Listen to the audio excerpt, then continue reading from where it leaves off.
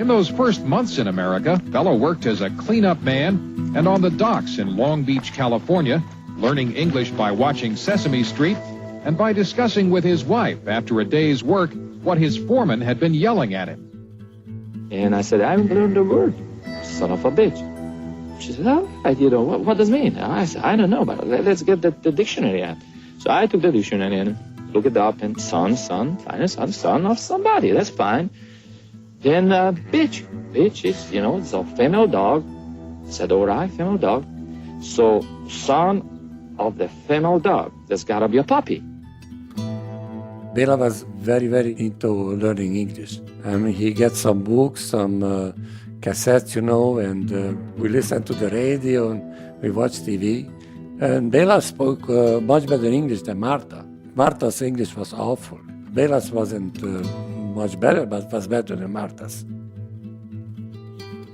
This is episode 2, American Hustle. As Bela has always told it, after defecting from Romania, he and Marta stayed in a $7 a night motel in a seedy part of Los Angeles. He worked at a restaurant cleaning up at night and as a dockhand unloading cargo for cash. My immediate goal was to get back in my profession rather than cleaning more restaurants and doing dock work in the harbor. But Geza Pozar, their friend and choreographer who defected with them, remembers those months in California much differently.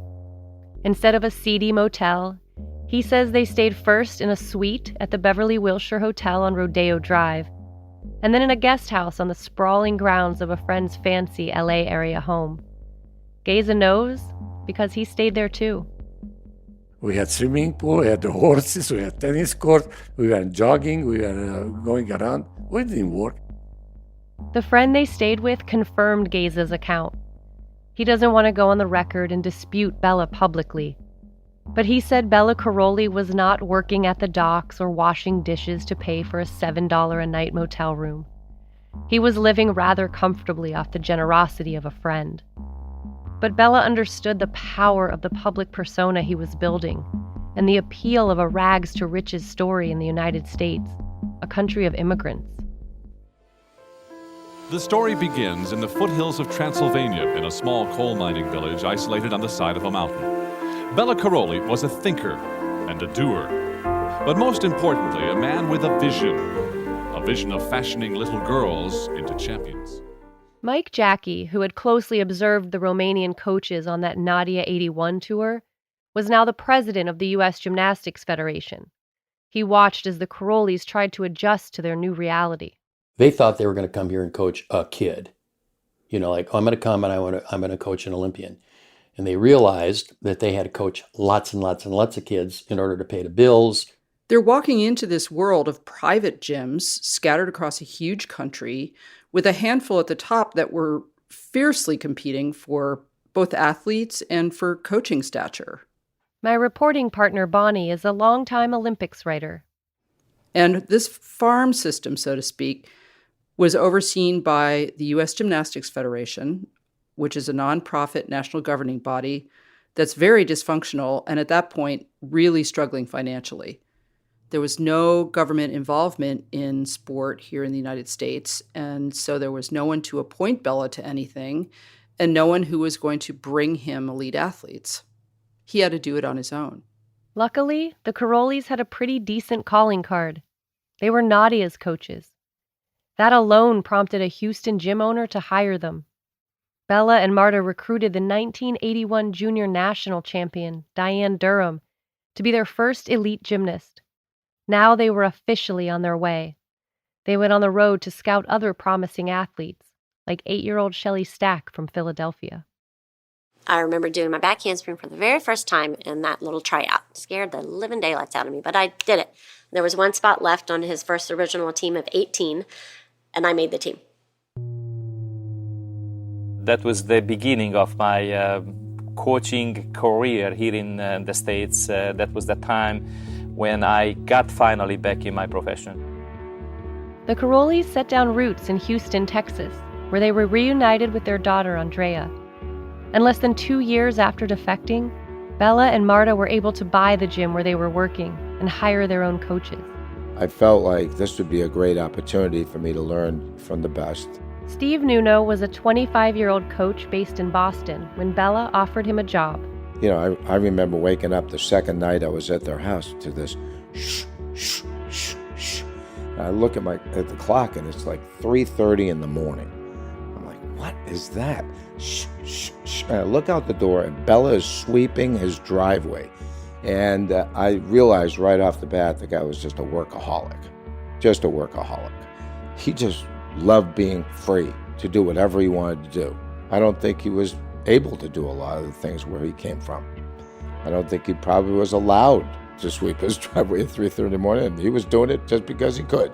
You just think about doing the freedom, the life difference, the social life, and probably the most important, the professional opportunities what this country offers. You can do what you freely and deeply you feel you want to do. He did love being free, you know. You could just tell he liked driving, he liked doing everything he liked cleaning the bathrooms at the gym. As soon as we got to the gym, he was in the bathrooms, cleaning the bathrooms, vacuuming, and he never sat down. He never sat down a single time, and then when practice started, he was on it. Hands on, making sure he was right in there, spotting everybody, doing all this. And I was like, worn out watching him. Is it harder to coach the athletes in a free environment? Well, you know, that was one of the things what I heard so much about it before I came here, and immediately upon my arrival, oh gosh, I heard so many bad news. How the American kids are spoiled, how they don't want to work, how they want, you know, to do everything in the world, and that they are not consistent in one direction. That's not truth. That's not the truth. That's a lie. Literally every day we did the exact same thing. They did morning workouts. Bela would show up in the morning. I mean, early morning workouts, 6:30, you know, had to be on your toes, ready to go. We would always start with conditioning, go to vault, go to bars. You know, there was a lot of repetitions of things. I mean, how many cartwheels can you do in a warm-up that, you know, can we get to the big stuff?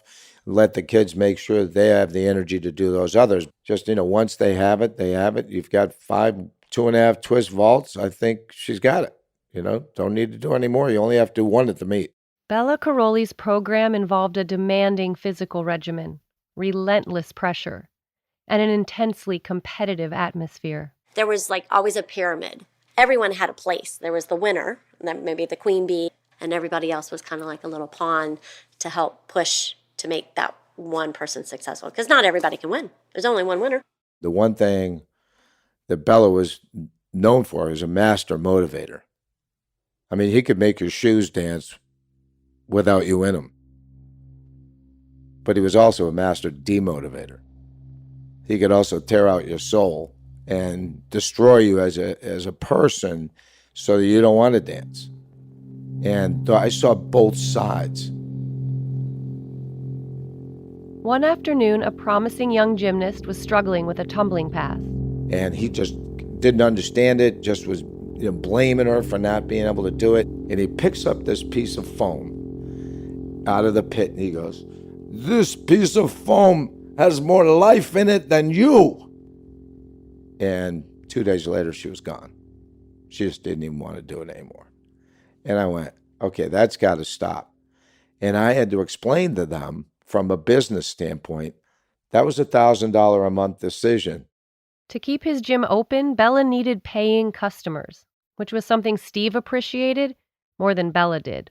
Taught him a little bit about business. Taught him a little bit about the American system. He said, "I only want to train world champions." That's what he told me. And I said, well, then there's only going to be 6 kids in this gym. These kids did it for fun. They weren't selected and put into a program. Steve ended up parting ways with the Karolyis after less than a year. I left because one day they came and said they couldn't afford to pay me. No matter what growing pains they'd had in their first couple of years, Bela and Marta were determined to repeat their success here in America, to prove Nadia was not a fluke. Mary Lou Retton was 14 years old when Bela Karolyis met her in Reno, Nevada in December 1982. Just 4 feet 9 inches tall, she was a sturdy, powerful athlete with clear Olympic potential. I was just a wildcat. You know, I would make a 9.9 on the vault, but I'd fall 5 times off of the beam. Very inconsistent. And I just needed better coaching. Mary Lou had a coach who she'd been training with in her hometown of Fairmont, West Virginia since she was 7 years old. He'd helped her get to the elite level of gymnastics. But at that meet in Reno, when Bela first introduced himself to the star in the making, her coach wasn't there. A coach would not normally go up to an athlete and say, hey, you know, you should move in and train with me because I'll do a better job. Totally unethical in the eyes of the gymnastics community. He came up to me, smack dab in the middle of it, and he tapped me on the shoulder, and I turned around. You know, of course, I looked up at him. He's such a big man. And I was in complete awe. I mean, this was the man who had coached Nadia, you know, my role model, my inspiration. And of course, I knew who he was. You know, he was the king of gymnastics. And he was talking to me, you know, I was completely blown away. And he said to me in his deep Romanian accent, he said, Mary Lou, you come to me, and I make you Olympic champion. That's all it took. In the space of a single weekend, Mary Lou and her parents decided she would relocate to Houston and train with the Karolyis. Nobody ever gymnast dared to approach Bela like Mary Lou did, you know. Geza Pozar was used to seeing gymnasts in Romania terrified by Bela. He'd never seen a gymnast treat him like a buddy. You know, she was just acting like we are teammates, you know, not like a real coach and gymnast. Mary Lou's personality was honest, open, bubbly, and always ready for a joke, ready for a smile. Mary Lou learned some bad words in Hungarian, and telling Bela, you know, making fun of him, how he speaks, his accent, you know. Bela is a very shrewd guy. He's figuring out very quickly, you know, personalities and how to approach. He didn't try to impose on her a system that may just push her away. What did he say? What did he say? Boof, boof, come on, boof, boof. Boof, boof, boof, boof, boof, boof, boof. Hoppa! He just gives a lot of different sound effects. Just a regular, normal person would come in and think he was crazy. But it wasn't all jokes. Mary Lou was working hard. Bela needed to take me to the next level, and that was that fire level, that it doesn't matter, there's no mountain you can't climb level. Mary Lou had an Olympic goal, and the Karolyis had an Olympic goal. There's just a quality about Bela when he would look at you in the eyes. You know, you're at the 8th hour of workout. You are so sore. You're tired. You're mentally drained. You're thinking about going home and eating dinner and getting in bed. And Bela wants to play Olympics. Now's the time. Let's do it. You know, you got to be perfect. He just would pull that every last inch of you, of energy and of motivation and of anything that you had left. And as the 1984 Summer Games got closer, it was clear their hard work was paying off, especially on the balance beam. And my beam has gotten so much better, and that's due to Marta Karolyis. She really doesn't get into the scene as much, but she has helped me so much on beam. It's incredible. All of a sudden, she was a rock. Not only stayed on the beam, but looked comfortable up there.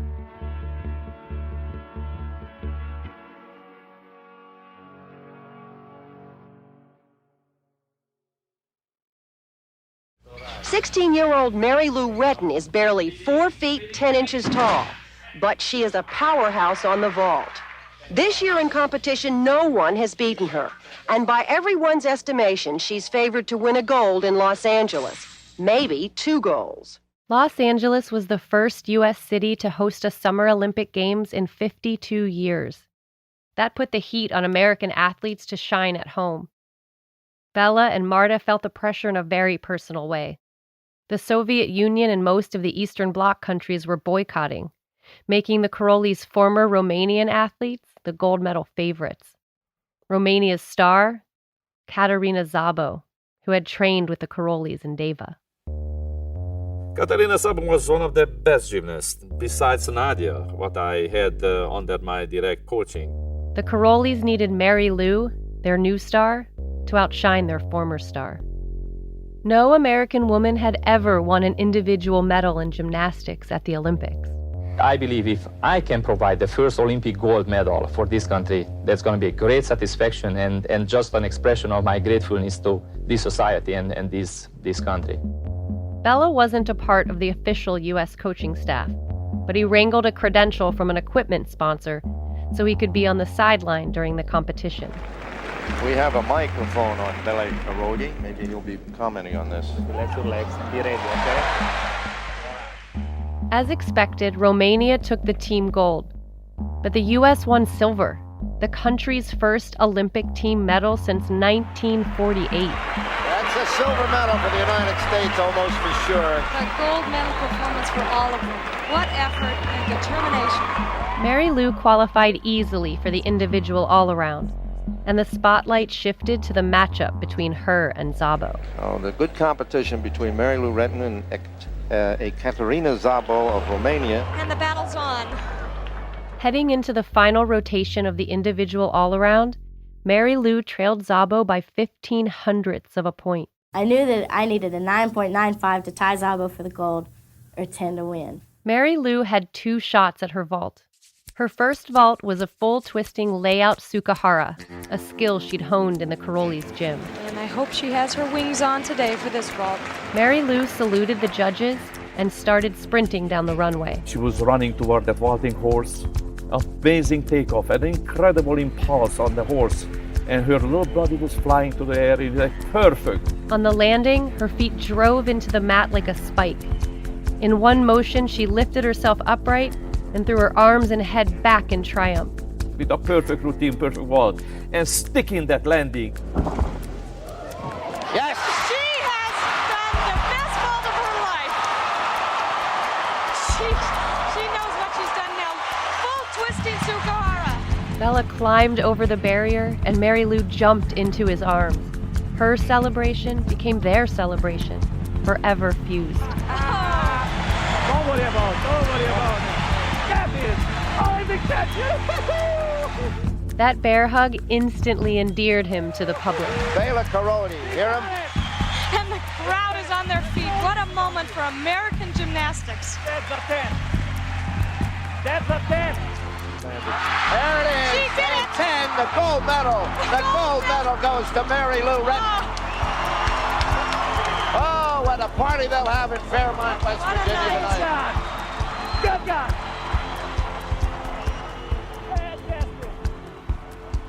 What does it feel like to be the world champion, the best in the world in gymnastics? Oh my God, I can't express the feeling. The long, hard years of work have paid off, and every bit of it was worth it. Ladies and gentlemen, Mary Lou Retton, right here. Everybody wanted to be like Mary Lou. Look at that cute little freckled, little dimpled face. As a young coach and gym owner, Rita Brown celebrated Mary Lou's rise to fame along with the rest of the country. She was spectacular. She was our little Wheaties girl. Watch out, big boy. Television, newspaper, radio, endorsements. That was the beginning.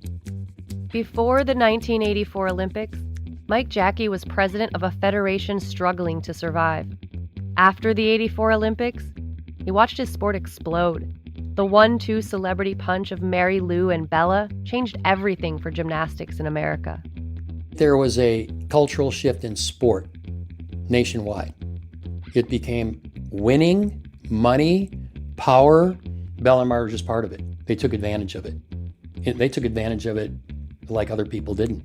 After the Olympic game, hundreds and hundreds of thousands of young children wanted to become another Mary Lou.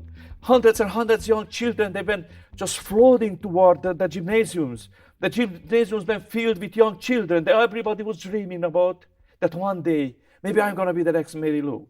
Bela cashed in on his newfound fame as an American champion maker. Gallery Furniture is proud to be a sponsor of Bela Karolyis' elite gymnastics team. Thanks, Matt. Well, thanks to all of you for showing us that hard work is still the spirit of America. Sponsorships sprung up. Enrollment skyrocketed. Bela Karolyis and his wife Marta have seen enrollments double at their gym on the north side of Houston. Make that almost triple. from 600 gymnasts to 1,600 in the months following Mary Lou's gold. The Karolyis had to expand their gym and hire additional coaches. There were traffic jams as fans tried to get a glimpse of Mary Lou at the place where Olympic champions were made. These are the 8-year-olds at Bela's gym. These little dynamos of raw energy that he shapes into strong, graceful athletes. He calls them his little hopes. Bela, you've got thousands of young girls right now that want to be gymnasts. What can you say to them? How much has Mary Lou Retton's style changed the style of gymnastics, and will it hold in the future? After that many Russians, Romanians, finally we got the new American Idol, and I'm so glad. I'm so glad for them. I'm so glad for this beautiful sport. From now we're gonna have thousands and thousands new Rettons coming up on the gymnasiums, and certainly our next Olympic Games.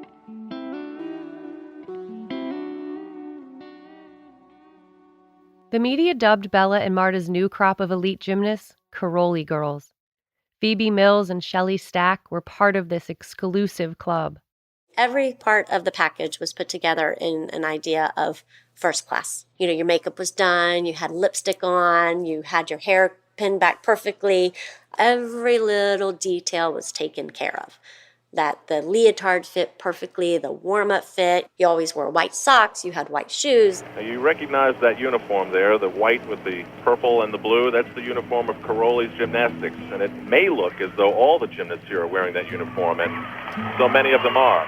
You walked in and you were so prepared and confident that it was kind of intimidating for other people because you're like, the Karolyis are here. Yep, that's our chance. We're done. Marta was responsible for the very particular presentation of the Karolyis girls, which she more or less modeled after herself. She always wore the same thing in the beginning. Always. Little white keds, white socks, black nylon parachute pants, and a solid t-shirt. She was always perfectly put together. Bela was the face of the operation. Marta was behind the scenes running the business. Marta was the businesswoman. Marta was the leader. She worked the front desk, she did the billing, she sold leotards, and she coached Beam, an event where Phoebe Mills excelled. They definitely had their roles, and they also, I would say, played off of each other a little bit too. Like if Bela was in a really bad mood, Marta would tend to be in a good mood. Bela and Marta were building their stable of Karolyis girls, and everyone was curious to see which of their young gymnasts would emerge as the country's next best hope. I was probably about 4'10", freckles, brace face, short little red, strawberry blonde, Dorothy Hamill haircut. Christy, you were absolutely unbelievable, and you look like you enjoyed it. I did. I just told myself to go normal like I do in practice and that I could do it. Well, you sure did, and you made everybody up here gleam. The Karolyis saw tremendous potential in young Christy Phillips, and so did her mom. My mother was very overweight, very loud, very obnoxious, and very proud of her daughter. Christy's mother, Terry Sue, spent her days at the Karolyis gym. She sewed mat covers.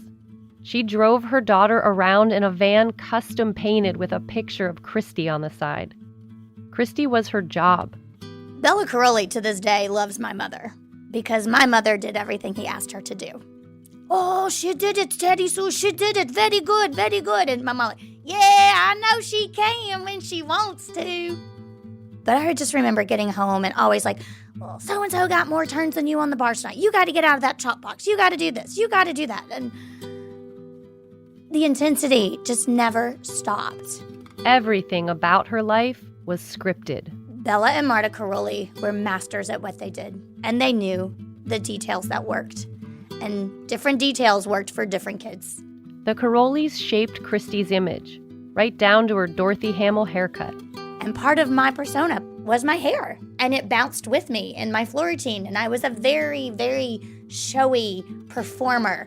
I don't ever think I was the most outstanding tumbler or the most outstanding bar worker. Never. But my ability to hit when it counted and my ability to perform was captivating.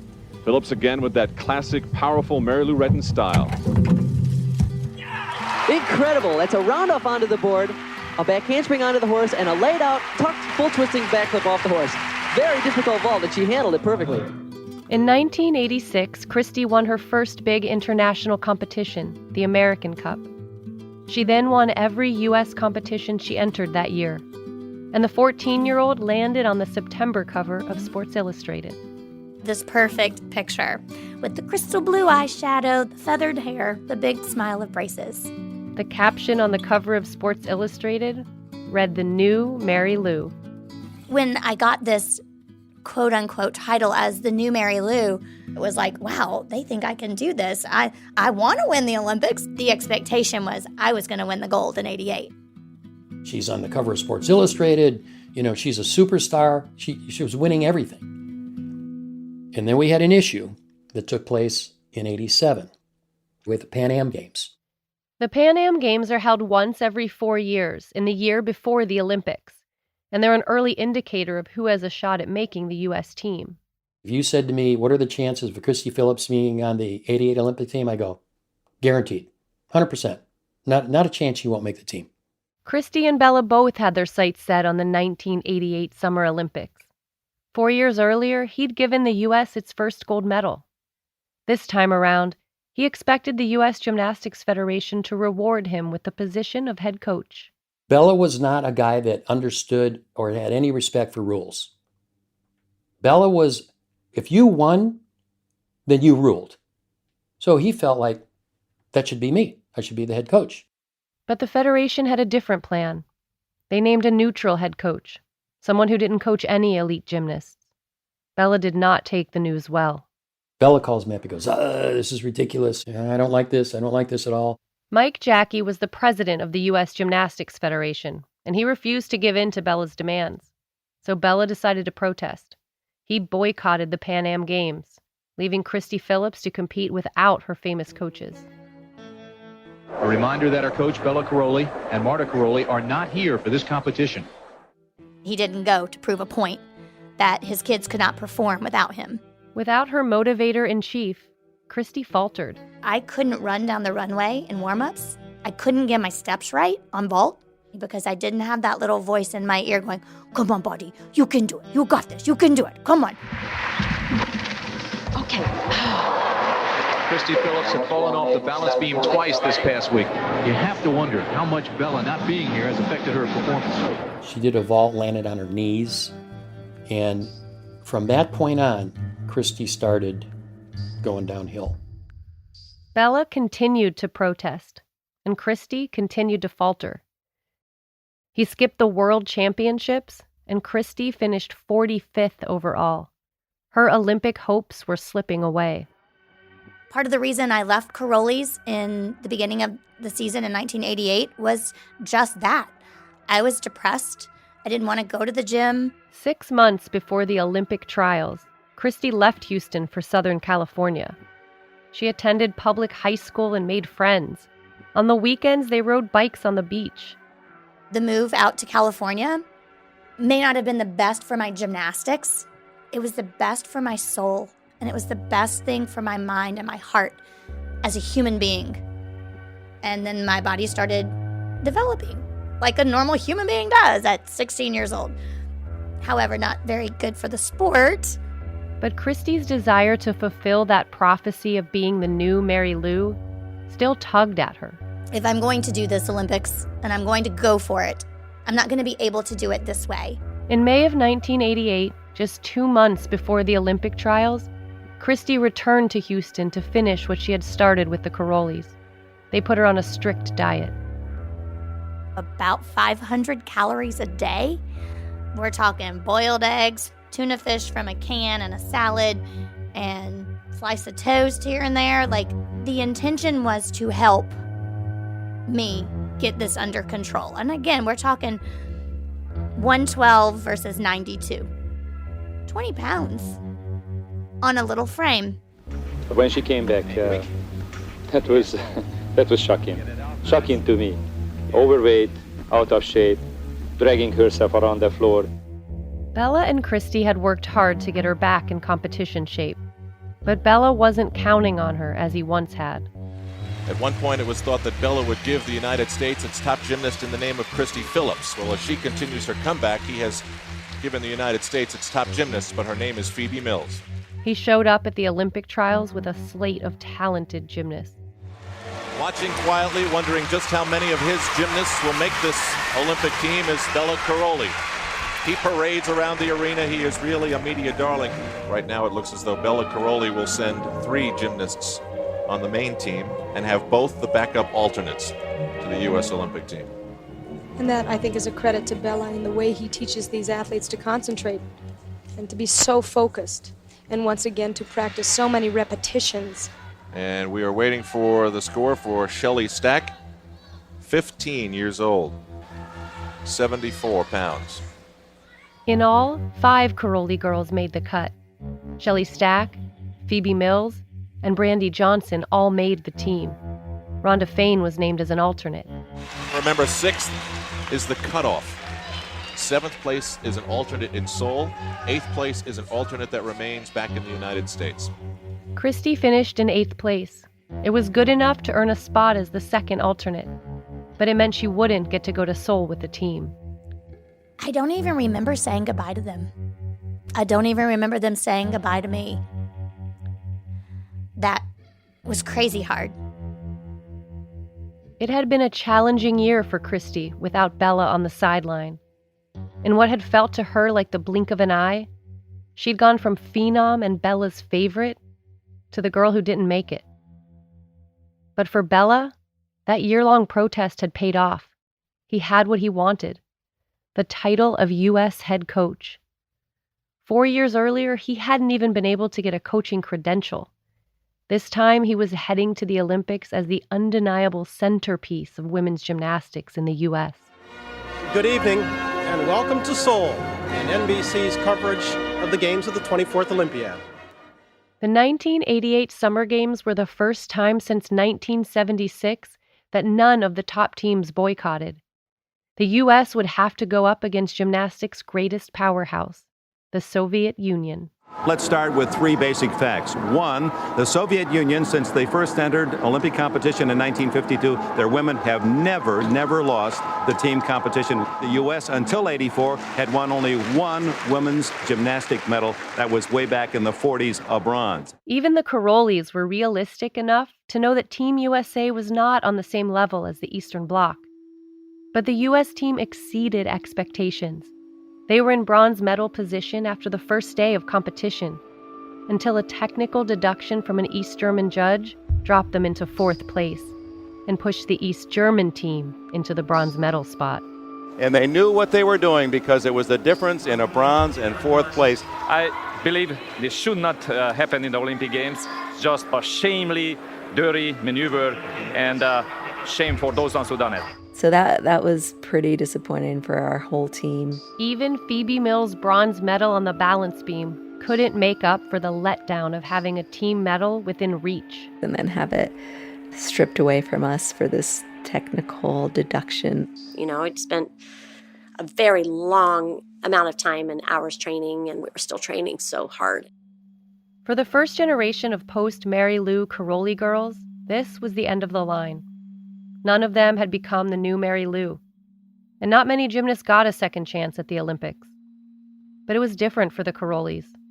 They could set their sights on the future, and they were just getting started here in America. And that I take this obligation.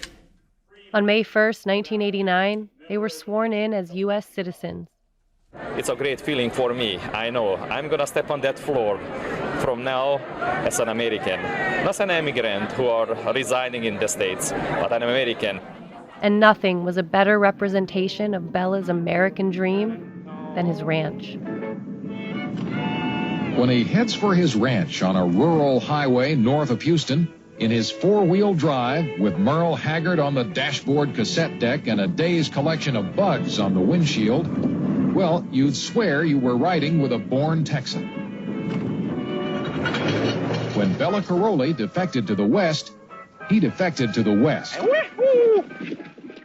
In 1985, the Karolyis had purchased a 50-acre tract of land within the Sam Houston National Forest, a 2-hour drive north of Houston. Now, on the property he bought with his earnings as a private coach in the U.S., he plays his newly acquired role as a part-time redneck to the hilt, including the name he gave his prize bull. That sucker is Gorbachev. Look at that dumb face. It was what Bela wanted after emerging from the claustrophobic lifestyle of communist Romania. Bela wanted to be John Wayne. He wanted a ranch and he wanted to have animals, so he created a place that he loved. My all-time hero, John Wayne, that is the man of the law. And of course, my dream was maybe one of these days I can see those places where John Wayne, the great sheriff, the great Western hero, was actually acting and living. When Phoebe Mills and Shelley Stack attended one of Bela's earliest weekend training camps there, most of the property was undeveloped. And we got down there and it was pretty rudimentary. Like, he had a house and he had a couple of cabins that were built. And then that was sort of it. This is a free environment. It's a natural environment where they can feel without the stress and the disturbance of the big cities, of the everyday life, where there is no any disturbance, no phone calls, no radio, no television, no anything, but a good, straight, sturdy focus over the most important thing, the good preparation. So we got up in the morning and it's like, all right, we're going to go in that field and jog. And we said, wait a second, there's cows in that field and bulls and what? We started jogging and he's on his four-wheeler behind us, just sort of like showing us the path. We were allowed to ride four-wheelers, to go back and forth to our cabins. Who gives teenagers a four-wheeler and said, here, make it to the gym tomorrow morning? And I hurt my back because we did like V-ups on a deck. V-ups where you're on your back and you come up and touch your toes. And I just remember, this is really painful. This is not soft. It's too hard. After that first 50-acre parcel, the Karolyis kept buying up more and more adjacent land until they had hundreds of acres, and eventually more than 2,000. The ranch was always a work in progress. He built a house for us so that we didn't have to stay in the cabins anymore that didn't have a bathroom in it, because we used to have to go in the middle of the night and walk to the outhouse when the cabins were first built. He also had to make his rustic paradise more comfortable for his wife. One of the stipulations was that he built her a perfect fancy bathroom. Then she would move out there. The ranch was Bela's pride and joy. During those early camps, he was like the reckless dad who let the girls shoot rifles and ride horses, while Marta was their caretaker. She was our mom, so she cooked for us. And she would always come out with strawberries and whipped cream. That was her way, I think, of showing, you can have your little sugar. That was your dessert, strawberries and whipped cream. And after the Seoul Olympics, Bela began bringing his elite-level athletes to the ranch more frequently. He converted an old barn into a gym. He and Marta started running summer camps for young gymnasts. The ranch became the cornerstone of their gymnastics empire. These days, walking with Bela Karolyis on his ranch, you can almost feel him putting down roots in this piece of his American dream. But for Karolyis, the coach, and his girls, it's paradise with a purpose. It was an unconventional place to train young athletes in a sport where injuries are common. So isolated, so far from the nearest hospital. And the rule from day one, no parents allowed inside the gym. But Bela Karolyis was unconventional. And most importantly, he was seen as the coach who knew what it took to make champions. Bela Karolyis has his critics, he has his success, and he is living his dream out on the range. Not bad for a guy who used to sweep floors for a living. Right. You get the feeling that if Karolyis had met John Wayne, the two would have had a lot to talk about. Bela is indeed the Romanian cowboy. Yeehaw!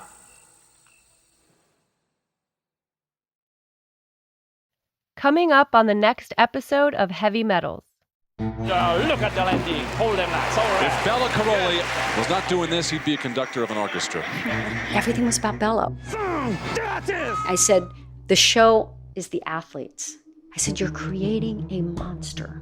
Bela Karolyis was the king of elite gymnastics. Some people see him as a very ruthless coach who's too tough on the kids. He was untouchable. There was probably some emotional abuse. Many believe the Karolyis set that standard, but they just perfected it.